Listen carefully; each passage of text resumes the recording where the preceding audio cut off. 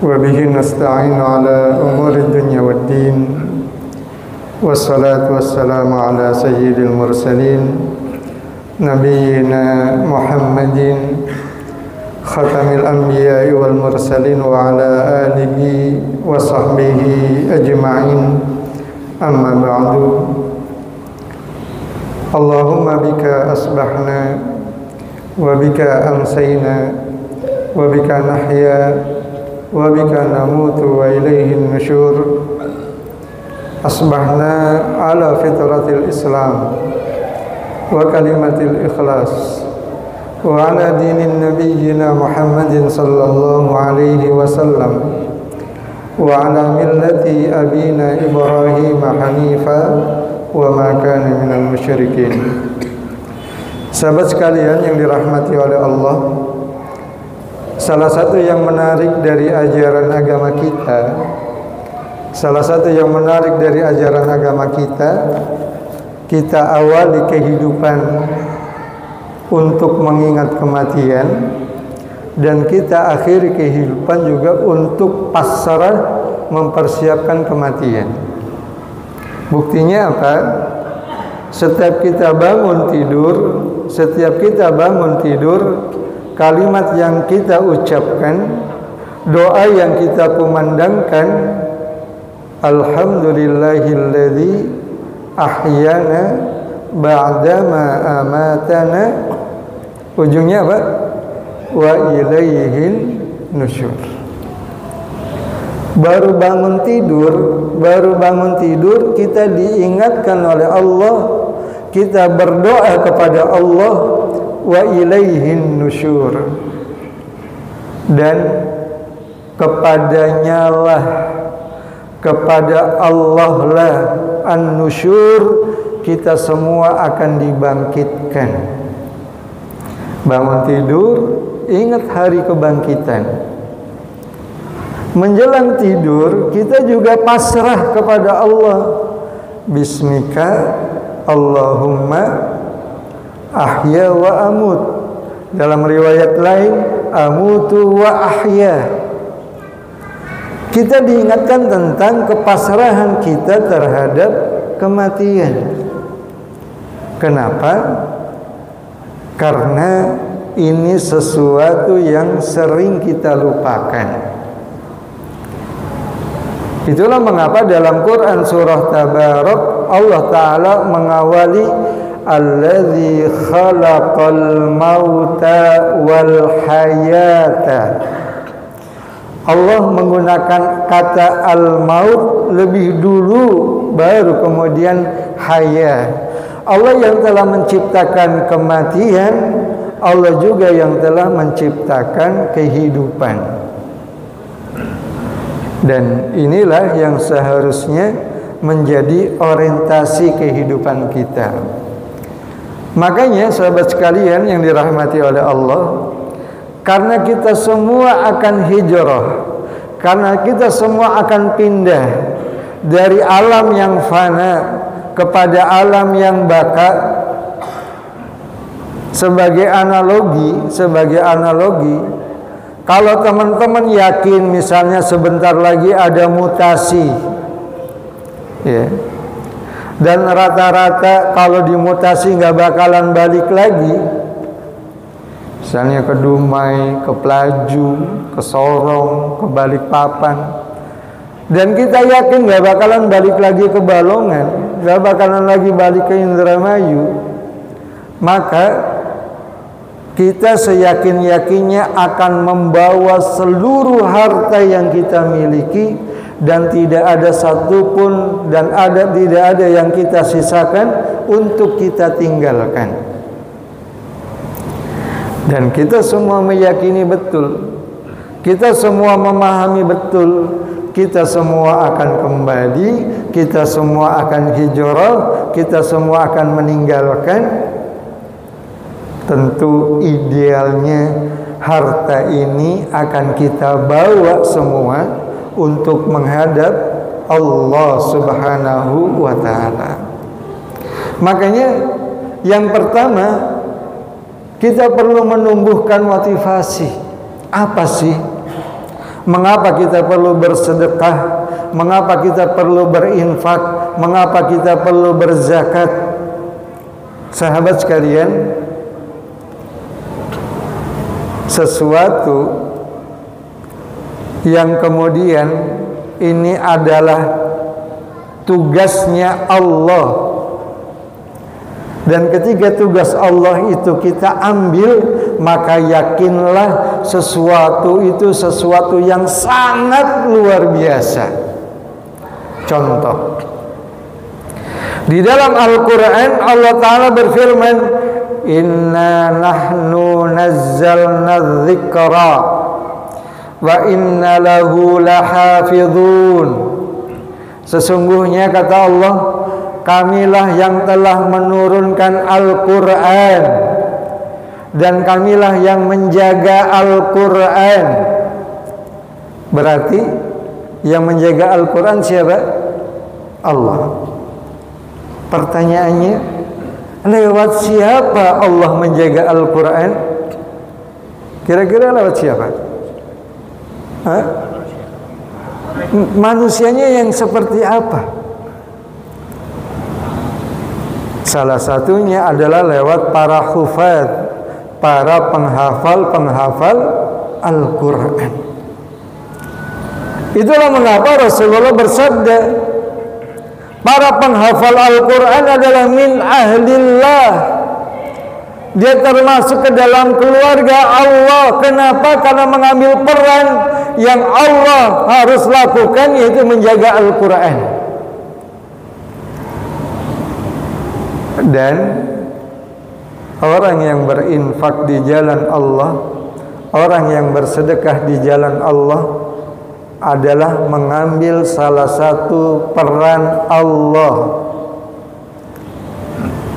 Yang mana dalilnya di ayat yang sangat pendek, di surat-surat pendek di juz Amma. Falyabudu rabb hadzal bait. Terus alladzi at'amahum min ju' wa amanahum min khauf. Falyabudu, kata Allah, maka sembahlah. Kepada siapa kita menyembah? Rabb hadzal bait, kepada Rabb yang memiliki rumah ini, Baitullah. Mengapa kita perlu menyembah falyabudu rabb hadzal bait? Mengapa kita perlu menyembah Allah yang menjadi Tuhannya rumah ini, yang memiliki rumah Baitullah ini? Allah kemudian menyebutkan alladzi at'amahum min ju', karena Allah telah membebaskan manusia dari rasa lapar.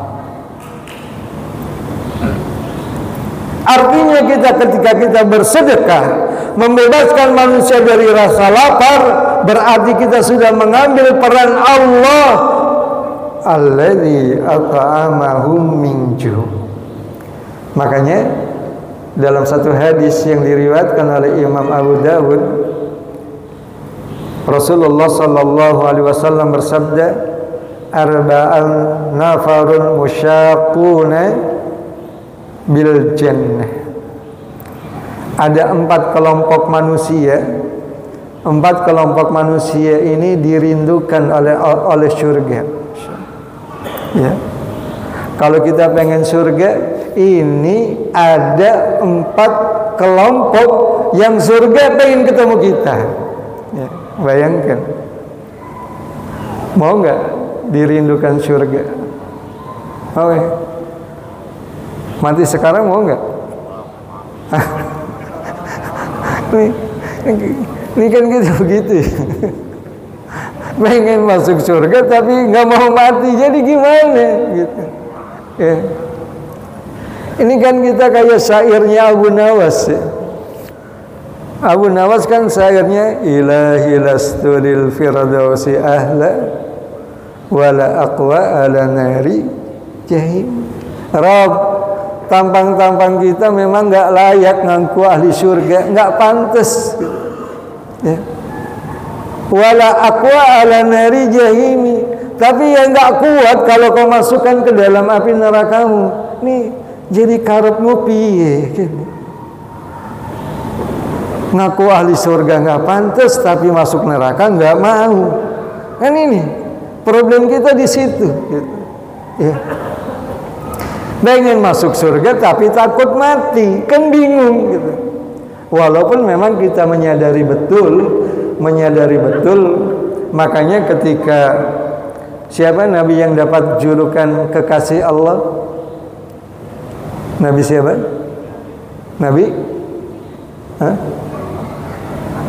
Apa perlu bikin squishy lagi? Apa namanya? Kalau squishy. Siapa Nabi yang disebut diberi gelar kekasih Allah? Siapa? Nabi Allah Ibrahim. Diberi gelar Al-Khalil atau Khalilullah. Memang Nabi Allah Ibrahim juga ketika akan dicabut nyawanya sempat matur kepada malaikat yang mencabut nyawanya. Apa yang disampaikan Ibrahim? Mengapa kekasih harus menyakiti kekasihnya? Ya. Mengapa kekasih harus menyakiti kekasihnya? Kenapa? Karena memang sakaratul maut itu sakit. Ya. Itulah mengapa salah satu doa kita, Allahumma hawwin alaina fi sakaratil maut. Namanya juga sakara. Sakara itu asal kata sukara. Sukara itu artinya mabuk gitu. Ya.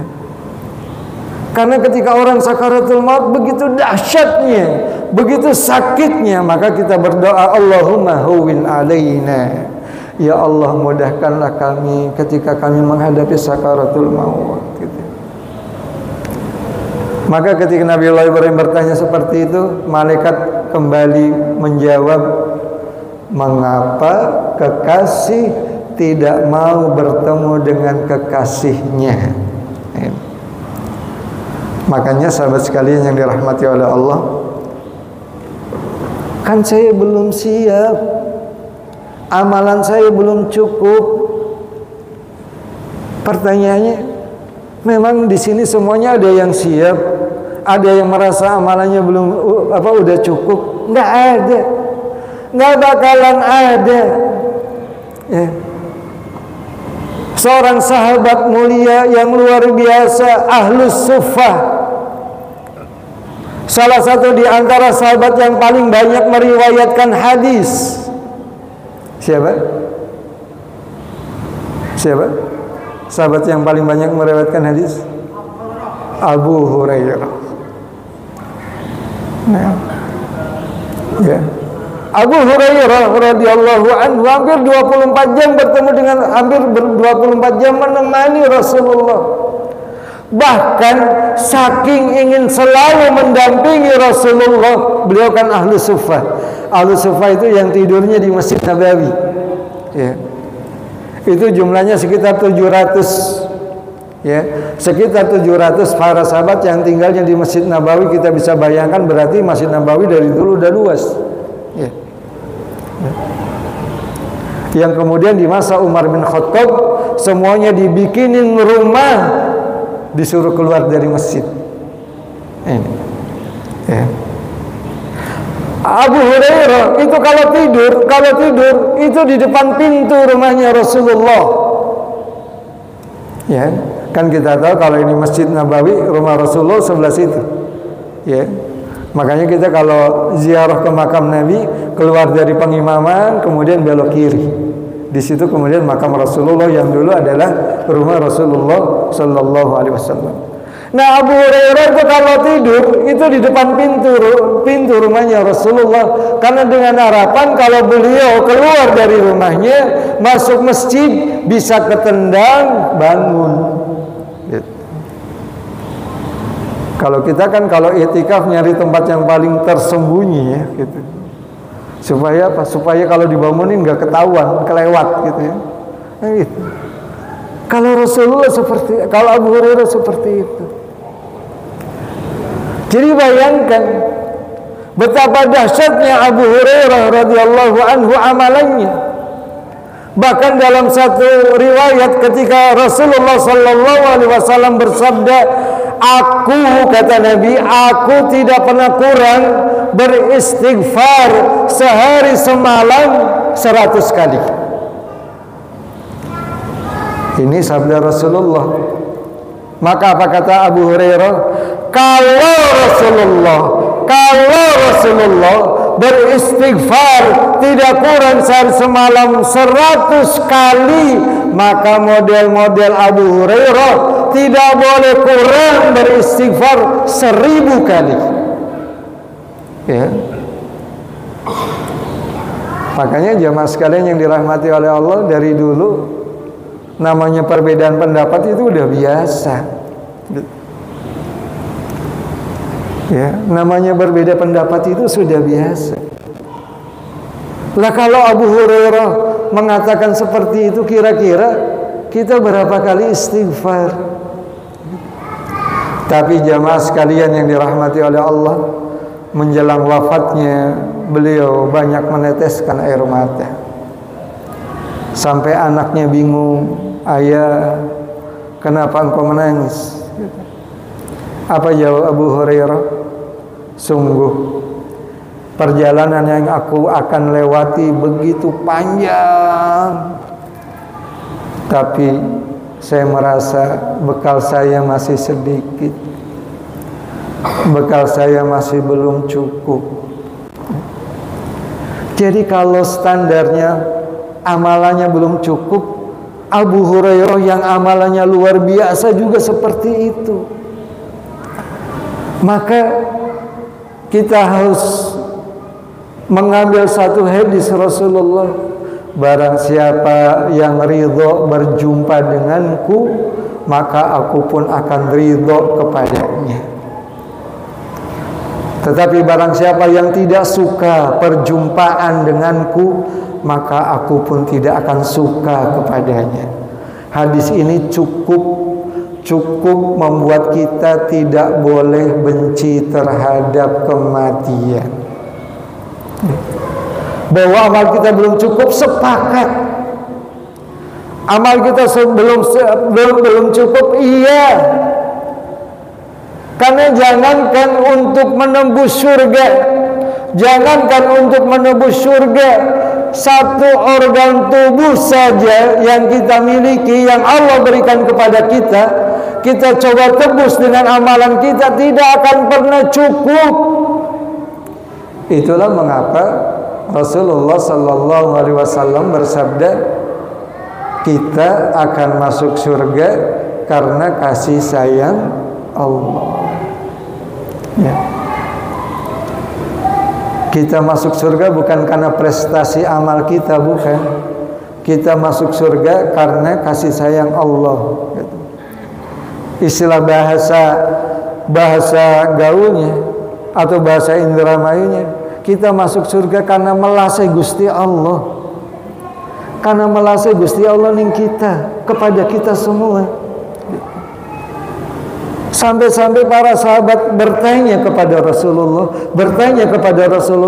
"Ya Rasulullah, apakah termasuk engkau ya Rasulullah?" Bayangkan.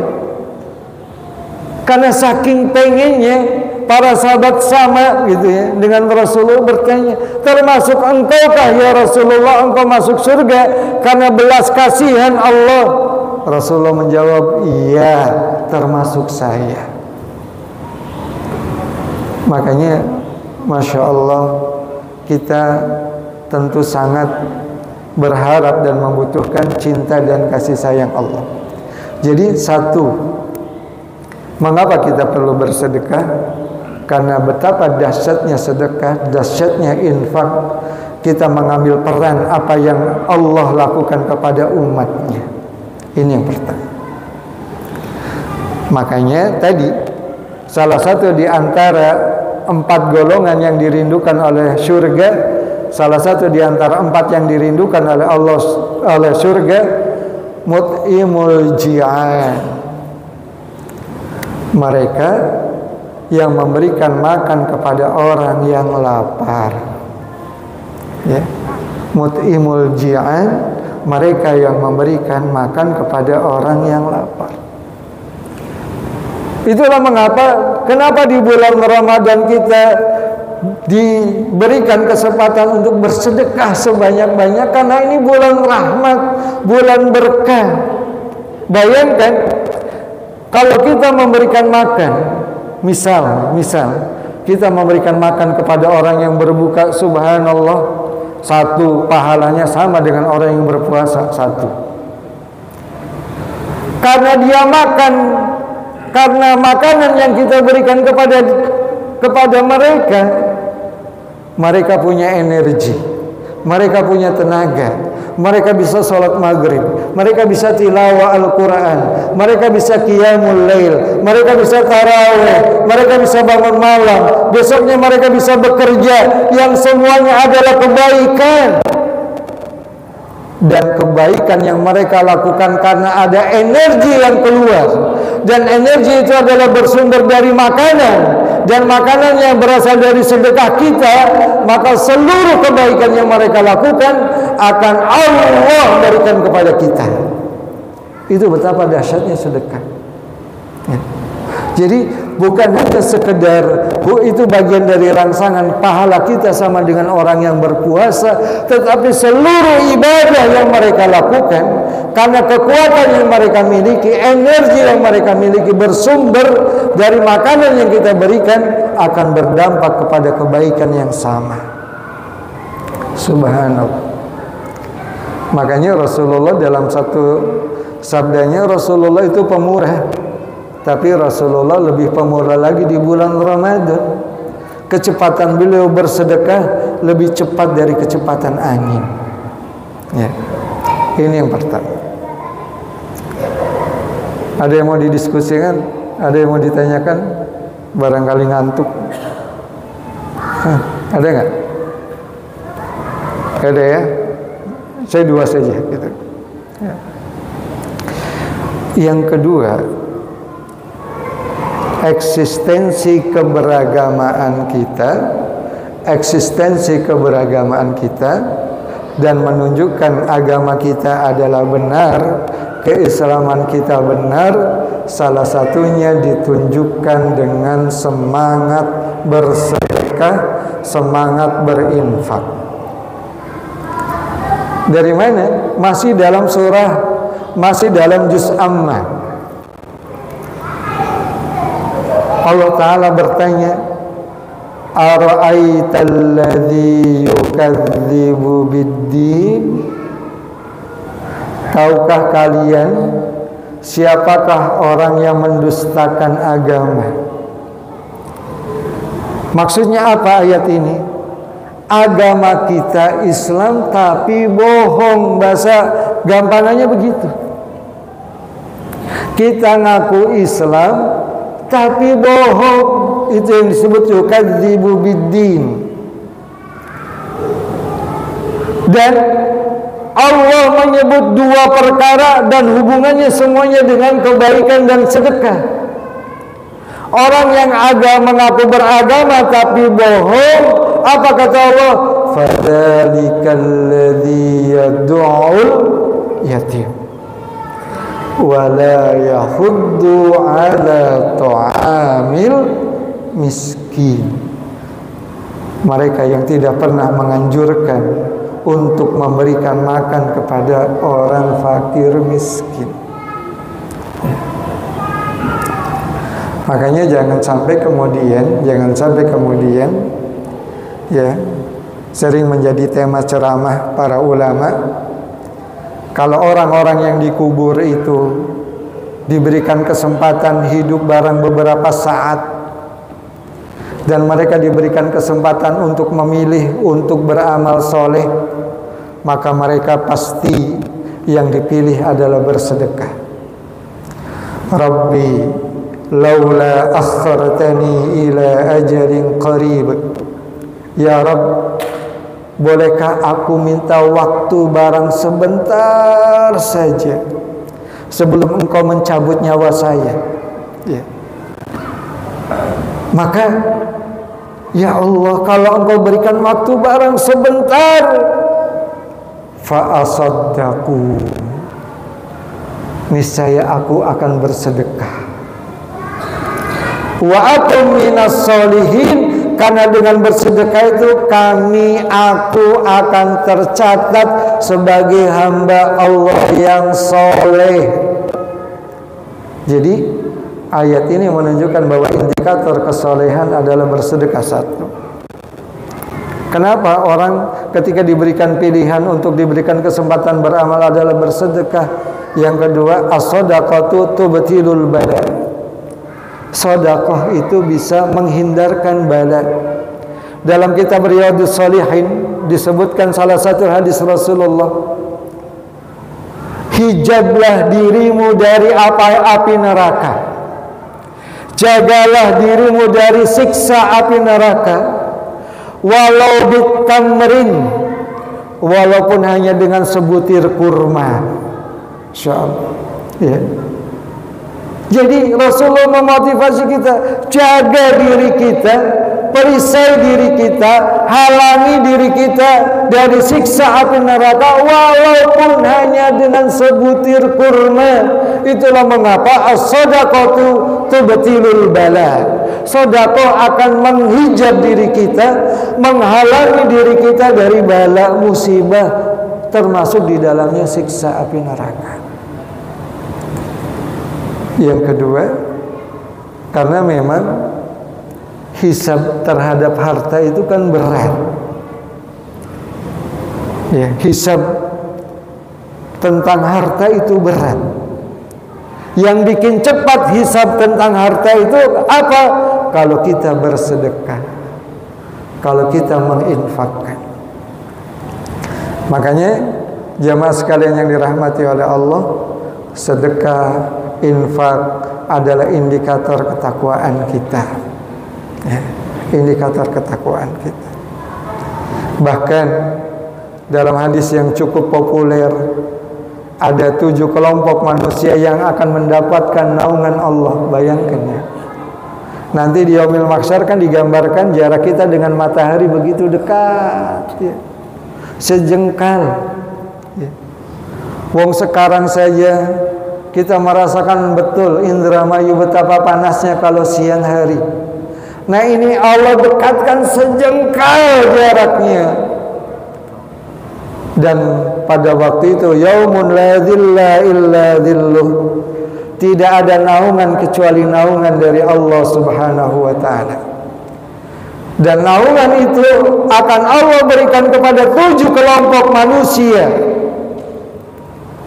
Dan salah satu di antara 7 kelompok itu adalah seseorang yang menginfakkan hartanya, tangan kanannya memberi, tangan kirinya tidak tahu. Ya. Jadi kalau dengan begitu, infak diumumin boleh enggak?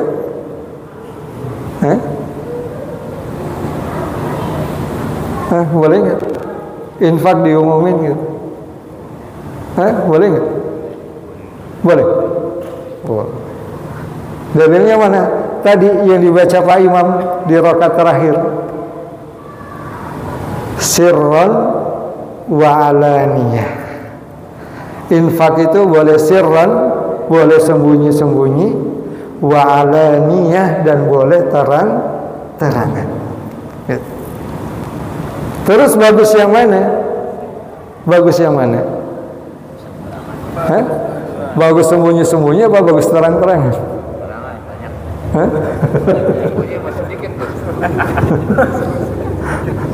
Bagusan mana nih? Infak sembunyi-sembunyi atau terang-terangan?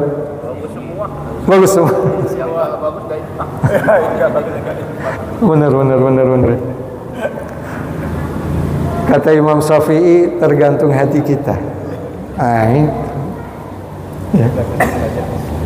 Tergantung hati kita. Kalau kita bisa menjaga hati kita dengan terang-terangan, kemudian tadi orang jadi nyontoh gitu ya, orang jadi lihat, oh iya ya infak, maka terang-terangan lebih baik. Tapi kalau hati kita sulit untuk mengendalikan, sembunyi-sembunyi lebih baik. Ya. Makanya dalam kitab Minhajul Qasidin disebutkan ada 3 perkara yang kalau kita bersedekah walaupun jumlahnya sama tapi nilainya berbeda. Contoh, hari ini kita infak 100.000 semua. Apakah pahalanya sama? Belum tentu. Kata dalam kitab Minhajul Qasidin, Ibnu Qudamah mengatakan pahalanya akan berbeda. 1, as-sariya, siapa yang paling duluan infaknya. Siapa yang paling duluan. Itulah mengapa setiap pagi ada 2 malaikat yang berdoa. Setiap subuh ada 2 malaikat yang berdoa. Salah satu doanya, Allahumma a'ti munfiqan khalafa. Karena kepeloporan itu punya nilai lebih dari Allah. Ya, kepeloporan itu punya nilai lebih di sisi Allah dan Rasulullah. Pernah dengar kisah ada 70.000 orang yang akan masuk surga tanpa hisab? Ya.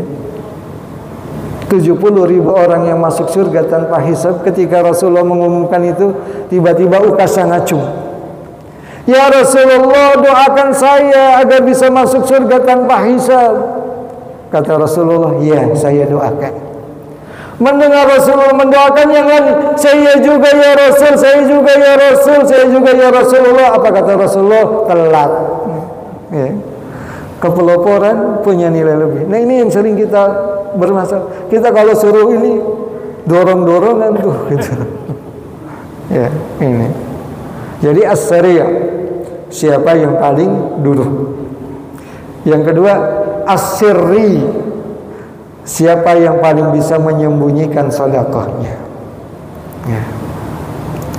Makanya ketika seorang ulama besar bertanya, ya Syekh, tadi pertanyaannya sama, apakah saya lebih baik berinfak terang-terangan sehingga orang mencontoh, atau saya sembunyi-sembunyi? Syekh tadi menjawab apa? Syekh tadi cuma menjawab, bacalah doa Allahumma inni a'udzubika min an nusyrika bika syai'an na'lamu wa nastaghfiruka lima la na'lamu. Emang doa itu tentang apa tuh? Ini kan ada di doa pagi petang ya, zikir pagi petang. Doa itu tentang apa? Allahumma ya Allah, inni a'udzubika, aku berlindung kepadamu, min an usyrika bika syai'an a'lamu, dari kemusyrikan yang saya tahu itu musyrik. Aku berlindung kepada Allah supaya tidak terjerumus ke dalam kemusyrikan. Wa nastaghfiruka lima la na'lamu, dan aku mohon kepadamu ya Allah dari kemusyrikan yang saya tidak tahu. Oh, itu musyrik, tapi saya tidak tahu, makanya saya mohon ampun kepada Allah. Dan salah satu kemusyrikan yang sering kita tidak tahu apa? Ar-riya, syirik kecil itu. Makanya ketika ulama tadi ditanya, saya lebih baik yang mana? Sembunyi-sembunyi atau terang-terangan? Ulama tadi tidak memberikan jawaban apa-apa kecuali baca doa itu. Gitu. Ya. Yang terakhir, sedekah kita, amalan kita akan nilainya lebih kalau al-khafi. Al-khafi itu meringankan. Meringankan itu gimana ya? Hah? Yang benar-benar untuk. Bukan, melupakan, gampang melupakan. Artinya ya sudah gitu. Ada orang hari ini 100.000 sedekah, sebulan masih ingat gitu. Masih ingat. Jangan-jangan saya salah ngambil uang nih 100.000 gitu. Masih ingat. Ada orang hari ini sedekah 100.000, udah ya besok sedekah lagi. Al-khafi itu begitu, meringankan. Jadi ya gampang melupakan gitu ya. Nah itu nilainya berbeda. Orang yang ingat terus dengan orang yang melupakan, sedekahnya nilainya berbeda di sisi Allah Subhanahu wa taala. Saya kira ini yang bisa saya berikan, mudah-mudahan kita semua termotivasi untuk menginfakkan harta kita di jalan Allah. Mari kita bawa harta kita sebagai sanggup kita, sebagai kendaraan kita, sebagai bekal kita, supaya kita bisa bergerak lari secepat kilat di atas sirat, sehingga kita bisa bertemu dengan Allah di Jannatun Naim bersama Kanjeng Nabi Muhammad sallallahu alaihi wasallam.